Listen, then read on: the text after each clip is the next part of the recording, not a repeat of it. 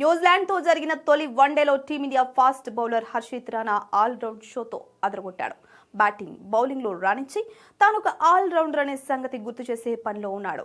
మొదట అద్భుతంగా బౌలింగ్ చేసే రాణా లోయర్ ఆర్డర్లో జట్టుకు విలువైన పరుగులు అందించగలడు. కివీస్తో జరిగిన తొలి వన్డేలో మొదట బౌలింగ్లో 2 వికెట్లు పడగొట్టిన రాణా ఆ తర్వాత బ్యాటింగ్లోనూ ఆకట్టుకున్నాడు. జట్టు తీవ్ర ఒత్తిడిలో ఉన్నప్పుడు 7వ స్థానంలో బ్యాటింగ్ వచ్చి 23 బంతుల్లోనే 29 పరుగులు చేశాడు. హర్షిత్ ఇన్నింగ్స్లో 2 4లు, ఒక 6 ఉన్నాయి. దీంతో హర్షిత్ రాణా జట్టులో అనవసరం అనే విమర్శలకు దిమ్మ తిరిగే సమాధానం ఇచ్చాడు. అలాగే అసలు టీమిండియా తనకు వరుసగా ఎందుకు అవకాశాలు ఇస్తుందో తొలి వన్డే తర్వాత చెప్పుకొచ్చాడు. తనను జట్టు యాజమాన్యం ఆల్రౌండర్గా చేయాలని భావిస్తోందని రాణా తెలిపాడు.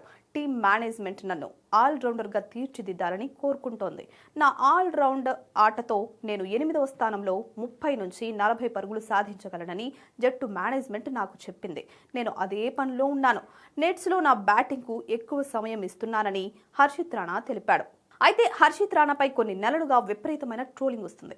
ఆస్ట్రేలియాతో జరిగిన వన్డే T20 సిరీస్కు హర్షిత్ రాణా ఎంపికైన దగ్గర నుంచి వ్యక్తిగతంగా నెటిజన్స్ టీమిండియా పేసర్ను టార్గెట్ చేస్తున్నారు. జట్టులో ఎంపిక అవ్వడం తన తప్పు కాకపోయినా రాణాపై ఈ రేంజ్లో విమర్శలు రావడం ఆశ్చర్యానికి గురిచేస్తోంది. హర్షిత్ను కావాలనే భారత జట్టుకు ఎంపిక చేస్తున్నారని కొంతమంది వాదించారు. ఏడాది కాలంగా టీమిండియాలో 3 ఫార్మాట్లలో హర్షిత్ రాణా ఆడుతున్నాడు.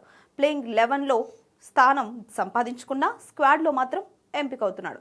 ఆస్ట్రేలియాతో జరిగిన వన్డే T20 స్క్వాడ్లోనూ హర్షిత్ ఉన్నాడు. ప్రస్తుతం న్యూజిలాండ్తో జరుగుతున్న వన్డే T20 సిరీస్లోనూ హర్షిత్ తన స్థానాన్ని నిలబెట్టుకున్నాడు.